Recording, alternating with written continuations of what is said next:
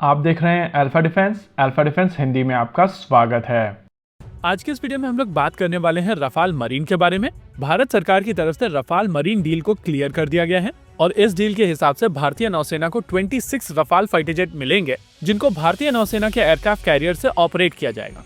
Reports की मानी जाए तो ये डील 63,000 करोड़ की होने वाली है, जिसमें इन एयरक्राफ्ट के ऊपर कुछ एडिशनल चेंजेस किए जाएंगे, जिससे ये इंडियन नेवी की सभी रिक्वायरमेंट्स को पूर्ण कर सकें।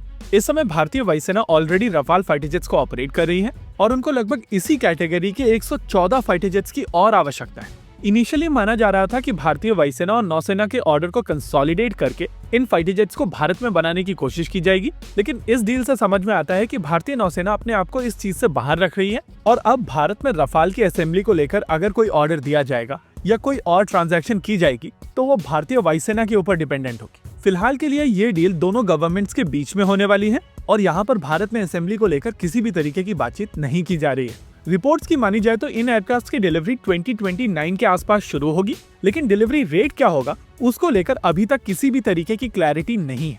देखिए, यहाँ पर एक चीज समझना बहुत जरूरी है। इस समय भारतीय नौसेना के पास में 2 एयरक्राफ्ट कैरियर्स हैं और इन दोनों एयरक्राफ्ट कैरियर की एयरविंग बनाने के लिए भारतीय नौसेना को लगभग 80 एयरक्राफ्ट की आवश्यकता है। आमतौर पर जब भी फाइटर जेट्स की बात होती है तो आपके सभी के सभी फाइटर जेट किसी भी गिवन पॉइंट ऑफ टाइम पर अवेलेबल नहीं होते हैं और लगातार इनके ऊपर काम चलता रहता है, जिसके चलते इनकी अवेलेबिलिटी लिमिटेड होती है।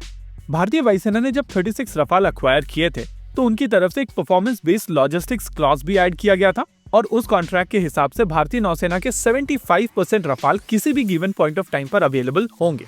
भारतीय नौसेना के दोनों एयरक्राफ्ट कैरियर्स की मैक्सिमम कैपेसिटी 26 एयरक्राफ्ट की है, स्पेसिफिकली जब एयरक्राफ्ट रफाल कैटेगरी का, यानी कि इस 26 के नंबर के साथ में भारतीय नौसेना की सोच है कि एक गिवन पॉइंट ऑफ टाइम पर अगर सारे एयरक्राफ्ट भी अवेलेबल हैं तो आप उनको एयरक्राफ्ट कैरियर के ऊपर अकोमोडेट कर पाएंगे। हालांकि एक्चुअल सिनेरियो में ऐसा नहीं होगा और भारतीय नौसेना के ये सभी रफाल फाइटर जेट एक गिवन पॉइंट ऑफ टाइम पर अवेलेबल नहीं होंगे। अगर इनकी अवेलेबिलिटी 75% की भी रहती है तो एक गिवन पॉइंट ऑफ टाइम पर लगभग 19 फाइटर जेट्स भारतीय नौसेना के पास में अवेलेबल होंगे, जो एक डिसेंट नंबर है। वैसे ओवरऑल इस डील में 2 परेशानियां हैं। ये एक plain vanilla government to government deal है जहाँ पर किसी भी तरीके की टेक्नोलॉजी ट्रांसफर नहीं होगी और उसके बाद भी यहाँ पर एक फाइटर जेट भारतीय नौसेना को लगभग 2,500 करोड़ का बढ़ने वाला है। ये बात सच है कि पैकेज के साथ में यहाँ पर वेपन सिस्टम्स होंगे, ट्रेनिंग होगी और लॉजिस्टिक सपोर्ट अग्रीमेंट भी होंगे, लेकिन फिर भी 2,500 करोड़ का एक एयरक्राफ्ट एक कॉस्टली डील है। वैसे मैं यहाँ पर एक चीज क्लियर करना चाहता हूँ कि मेरा मतलब ये बिल्कुल भी नहीं है कि भारतीय नौसेना की तरफ से कॉस्टली एयरक्राफ्ट खरीदे जा रहे हैं या भारत सरकार की तरफ से ज्यादा पैसे पे किए जा रहे हैं। मेरा पॉइंट केवल इतना है कि भारतीय नौसेना के पास में ज्यादा ऑप्शंस थे नहीं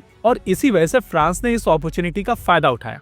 वैसे ये पहली बार नहीं है जब फ्रांस ने अपॉर्चुनिटीज का फायदा उठाया हो। मिराज 2000 के अपग्रेड के दौरान भी फ्रांस की तरफ से एग्जैक्टली ऐसा ही किया गया था।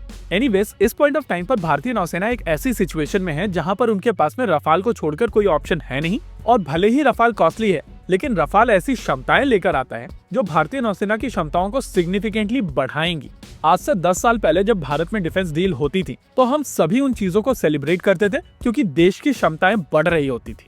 लेकिन over the period of time देश में एक मैच्योरिटी आई है जहां पर सबको लगभग समझ में आ चुका है कि एक्चुअल पावर आपके पास में तभी आएगी जब आपके पास में वो क्षमता हो कि अगर एक एयरक्राफ्ट मारकर गिराया जाता है तो आपकी इंडस्ट्री दूसरा एयरक्राफ्ट लगभग उसी समय वहां पर रीसप्लाई करने की क्षमता रखे।